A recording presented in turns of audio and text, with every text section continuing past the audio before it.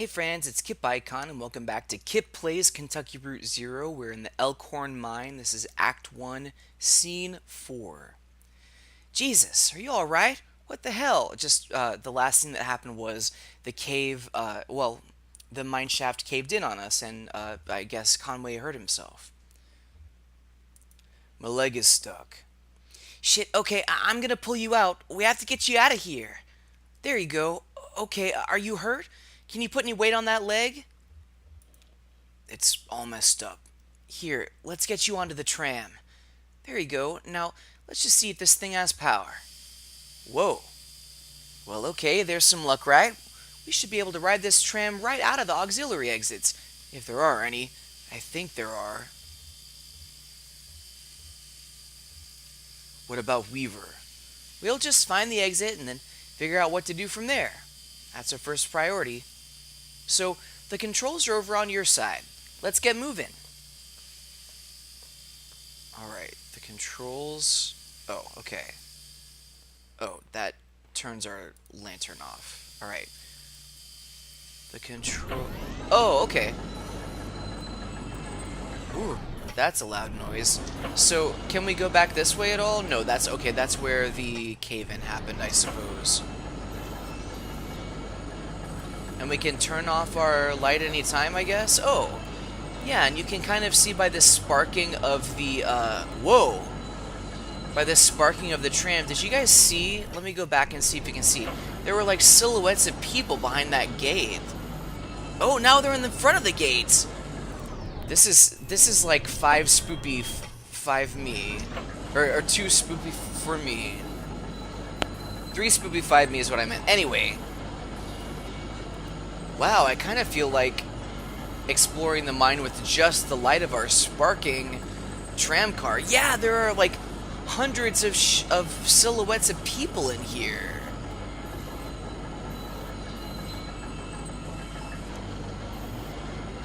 What is that about? There they are again. They just appear sometimes. Was that a horse? There was literally a horse down here. Oh, that looks like a scarecrow. Oh, that actually was here. What is all of this? There's like a scarecrow. Is that a guitar? Oh. A turntable. Well, let's not turn the turntable yet. Let's reach the end of this way and then we'll try the turntable. I don't want us to get lost as I'm not sure how these maps are laid out. There they are. Spooky, silhouetted mineshaft people. Lots of them.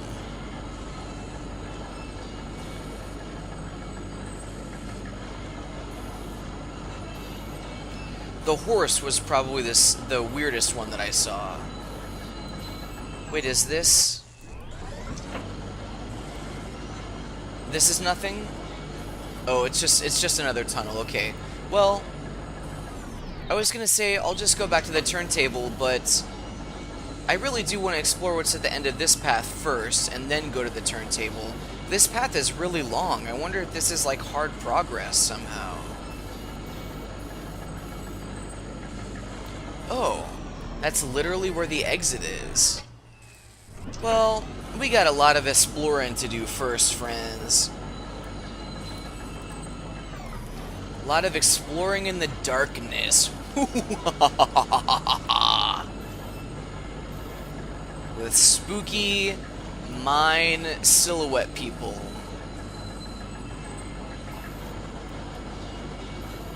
This minecart needs a nitro boost.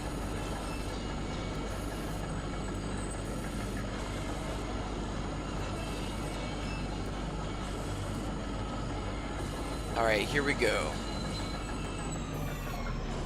What are these things? The boat and the casket and... Oh, here we are.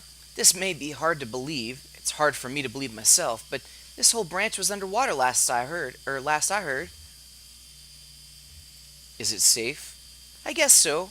Looks like they finally drained it, or maybe it just drained off on its own. The water came in pretty fast, and a lot of folks got trapped in the tunnels. I only heard parts of how it went from there. sanitized for the bereaved. You know how these big companies are. Dang. Sanitized for the bereaved. Is that really a thing? But there was gossip too. The trapped miners couldn't get the pumps going because the power was rationed, so they shut all the lights off. But even then, it wasn't enough. Dang!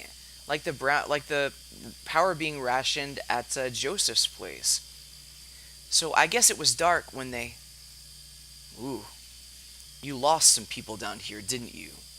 We all lost people down here. Well, not all of us, but most of us. It doesn't matter now. Look, this old turntable is still wired up. The controls are dead, but I can use my signal generator to switch tracks. If the water hasn't damaged it too much, or we can just keep heading down this tunnel. All this junk hanging up around the turntable is from the company's store. Just junk, you know? The miners would buy it and use it to decorate the place, or as landmarks, I guess. Hard to know which way is which down here. It's also dim and gray.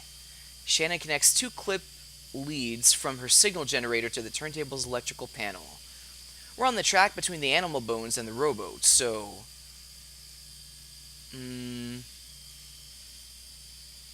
let's go to the pendulum and the casket.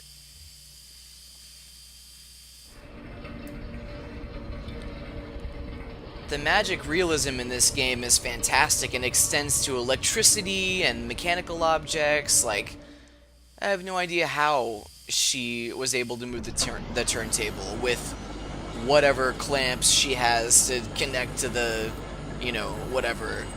If it's even a real thing. Oh, so I guess a lot of miners died down here. Maybe that's what we're seeing. We might actually be seeing just the ghosts of miners who died. Ooh. This looks like a big place.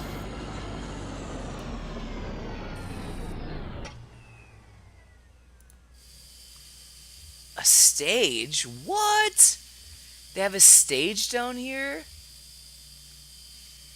This does look a little bit like a set design. Damn, it's almost totally intact. I thought it would have been destroyed. What is this place? It's a recording studio, basically, kind of thrown together, but when this mine was active, a couple of folk music archivists spent time here recording miners' songs. Really academic, ivory tower types. None of the miners really talked to them much. So they stayed at the margins, observed, took notes, and then sometimes they'd get someone on a lunch break to sing into their microphone. Then I guess the power company got some kind of interest in the project and gave the archivist some coal strip tokens to pay the miners with for their songs. Wait, so is the song that we heard at the end of the second scene? Is that the ghosts of coal miners singing? I wonder. What do you think the archivists were after? Data, I guess. Comparing intonation, subject matter, diction. All those little details that no one really thinks about when they listen to music. Yeah, academics are great at that stuff. Let's get out of here. Alright. Anything we can see down here with the lights off?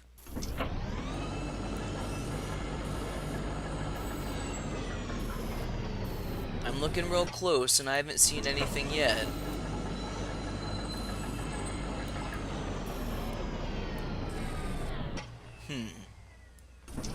Yeah, I don't see anything down here, friends. Or at least I don't see any ghosty oh, well, I just saw one there. Okay. Also, I hope we're not missing out on stuff by traveling in the darkness. Maybe that's what I'll do. Maybe going down the shaft, I'll go with the lights on. And then coming back up the shaft, I'll go with the lights off. Don't want to miss anything, friends. Mainly because absolutely everything that there is to find in this game, at least this is the way I feel, is so fascinating and really resonates with me. Oh, there's a tape player. A dusty reel-to-reel tape player is stashed beneath the track, loaded with tape but starved for power. Can you connect it somehow? No?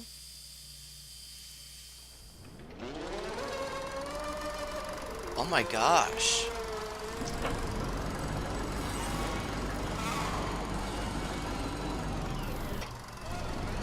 Oh my god, it only plays in the darkness.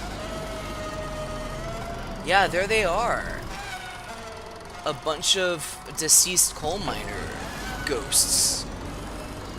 Well, I guess the ghosts aren't deceased, but you know what I mean. Wait, will we say anything about it if we turn the light back on?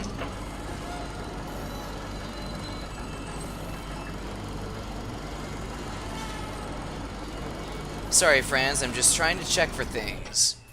Oh yeah, good, I'm glad we didn't miss this. Oh, I didn't know those were still down here. You've been down here before?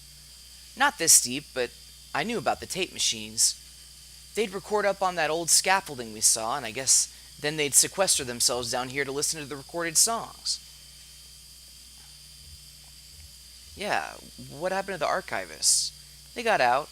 When the flood came, they left. So, how is it that they were able to get out, yet the miners weren't, huh? That's privilege for you.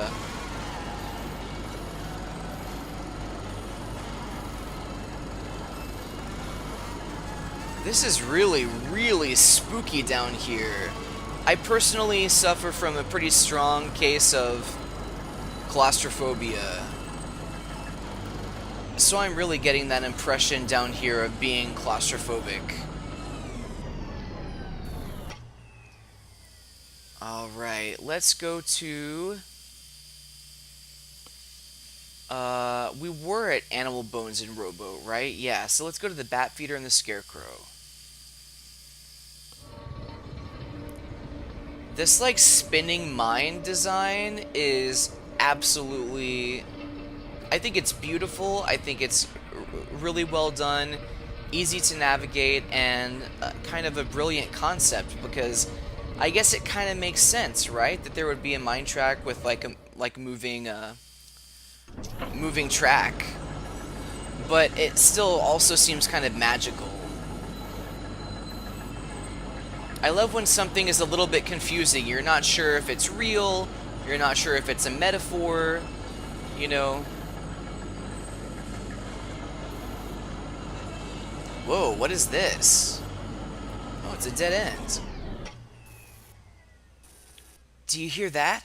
Kind of a muffled rumbling. Maybe we're near the surface. Yeah, it sounds kind of like a highway. I wonder why they stopped digging so abruptly here. Maybe they hit a pipe or something. Anything to see in the dark?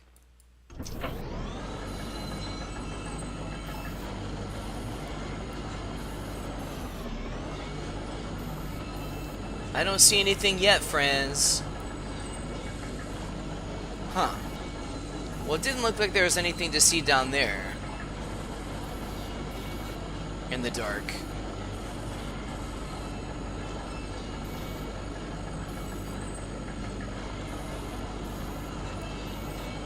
Oh, right. And I'm gonna go down in the light first. Haha. How quickly I forget what the plan is. So somehow we are close to a highway. The tracks are all messed up here. This tram isn't going any further. I wonder what's down that tunnel.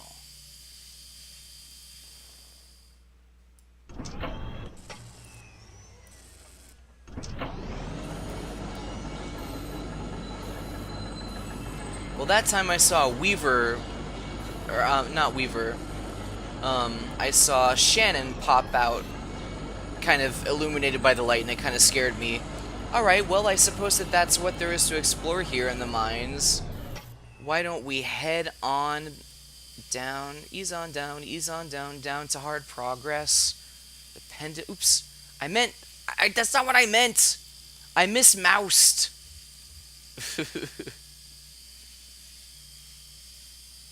Alright. Here we go. Pendulum and the casket. Oh, I guess by pendulum they mean the guitar hung from the rope is a pendulum. Yeah, and I guess that is between the pendulum and the casket.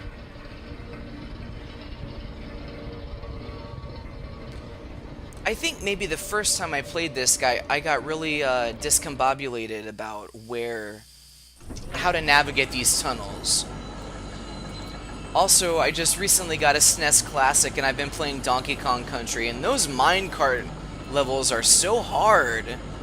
Like, sometimes I think unfairly hard.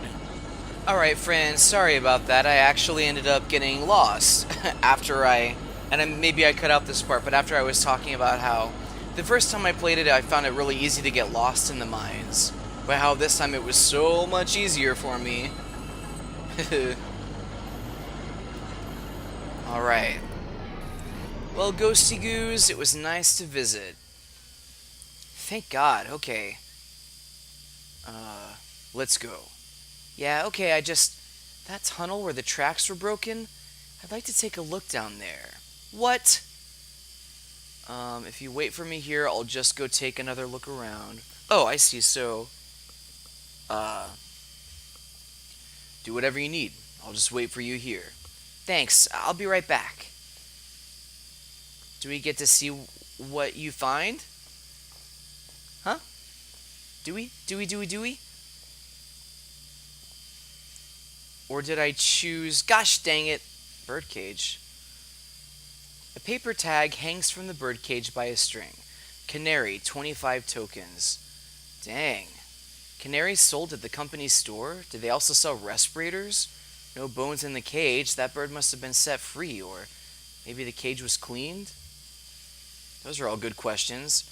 There are cardinals at the Louisville Zoo, and other birds, ostriches, eagles, emus. No canaries. Too common? Too small, maybe, but they have starlings. Starlings aren't much bigger than canaries. Wow, is this truly what happens when we choose the wrong thing and don't go with her downstairs? Or back into the mine?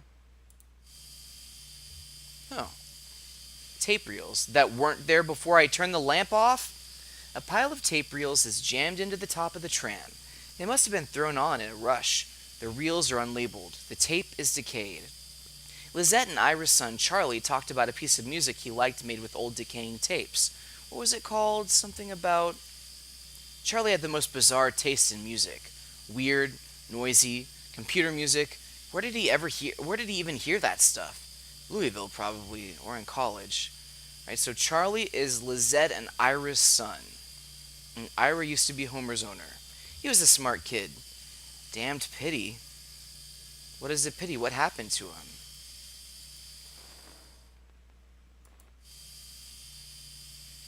Notebooks.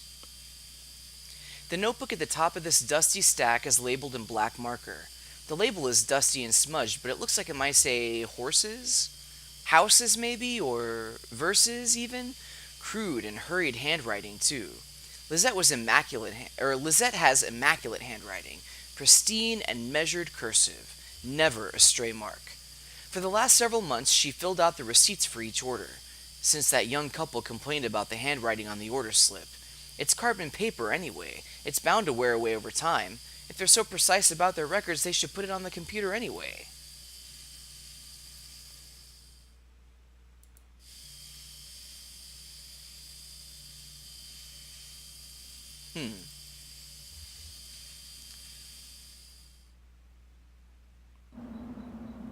Ooh, wow.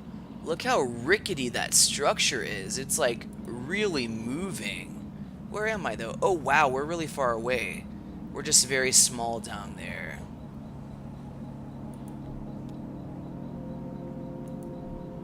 Let's see. Shaq. I loved him in Shaq Fu.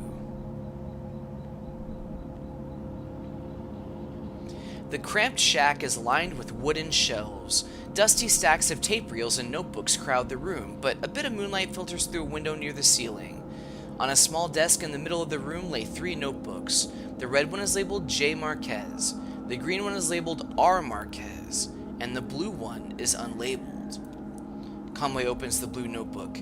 The notebook is full of Greek letters and cryptic mathematical formulas. Near the back of the book, what first looks like it might have been an esoteric German shorthand is actually a love poem written in anagrams. Let's do the the red notebook. The pages are covered in disorganized notes, some written horizontally and others scribbled vertically into margins. A few pages are lined more evenly and divided up into charts correlating seasons, lyrics, harmonies, and coal halls. Conway opens the green notebook. On each page is a delicately rendered charcoal drawing. Most are portraits of rugged faces. Near the middle of the book, there are a few drawings of a young girl in a miner's helmet. She plays along the minecart tracks, collecting pieces of... Oh yeah, this place. What? These notebooks are labeled Marquez? Your parents are the archivists? No, Weaver's parents are the archivists. My parents were miners. So, what? This whole place is so full of deeper meanings. How's the leg? I can walk on it, but it's painful. Oh, I've got some painkillers here that could help you out. I got them from a friend when I sprained my wrist installing a security system. You better let me drive, though. They're pretty strong.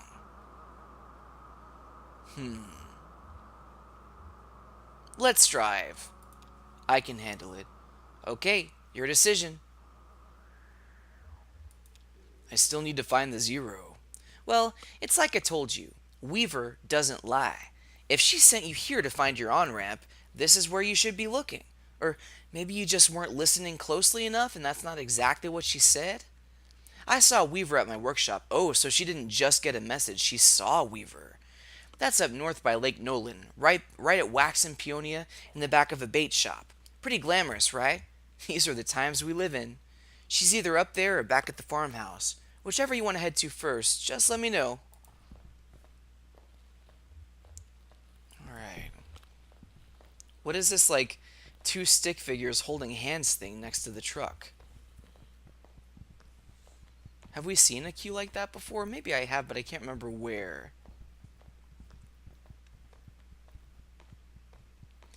Lizette's Antiques.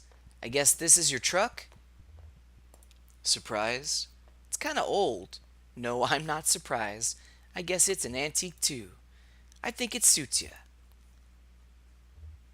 What's up, Homer?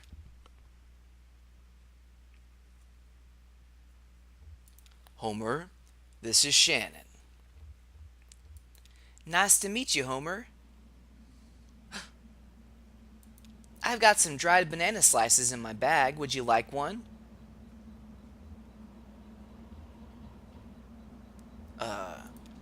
Take care of your friend here, and there's more where that came from.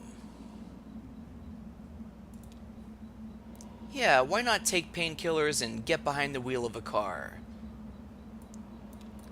Conway's ready to leave. I guess she's not going to tell us what she found in the mine, eh? Well, I suppose we will stop by the bait shop before we go to... Wait, guitar player? I was going to say before we go to the Marquez farm. A young man in gray-stained clothes sits by the side of the road. He is playing a worn guitar. To his left is a blue mug, and to his right, a weathered dog. Conway pets the dog. The dog closes its eyes and pretends to be asleep. The young man strums absently on the guitar, hums tunelessly, and occasionally mumbles a word. Conway pulls a wrinkled dollar bill from his back pocket and puts it in the young man's cup. The young man stops playing, pulls the wet dollar bill out of his whiskey, and hands it back to Conway. Whoopsies! Yikes. The bait shop is over here, right? Yeah. Wait, where did it go? There we go. Conway and Shannon pull into the bait shop parking lot. Vaulted above the road on a thin steel bar. Okay, we've already read that. Alright. The bait shop is closed. Enter the side door to Shannon's workshop. The walls are lined with cheap metal shelves loaded precariously with vacuum tubes, awkwardly shaped metal casings, and coffee cans full of electronic components. Shannon leads Conway to the back of the room where a few TV sets in various states of disassembly are set up on a rough wooden table. She flips the switch on the power strip they're all plugged into, and the TV sets tremble to life. Conway watches the TV sets. A ghostly white wobble flickers along one screen in a rhythmic pattern. Another is just snow. A third, a small security monitor in the middle of the table, is oscillating between different shades of black. Conway asks Shannon where she saw Weaver. Shannon points to a small security monitor on the table. The image on the screen is just black, but it seems to be fading slowly, almost imperceptibly between different shades of black. Shannon tweaks a few knobs on the side of the monitor, but the picture doesn't change. Oh, so she appeared to you in the monitor? Conway stares directly at the security monitor. The screen is a cavernous black. It hums and swells at the pace of the tide. Conway loses track of the workshop's walls. They could be inches away or miles. He is adrift on black water, traveling swiftly toward a rocky shore. There should be a lighthouse or a buoy by these rocks. It's too dangerous. Shannon switches off the power strip. Weaver is not here. What is this little area? Rocky Hill Estates Road.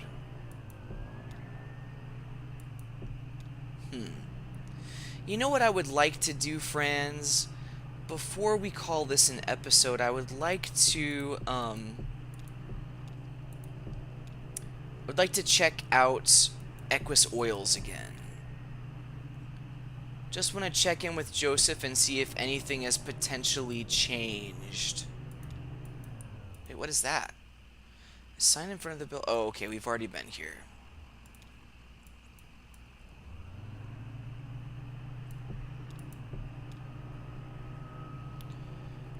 And we'll go back to the Marquez farmhouse after this.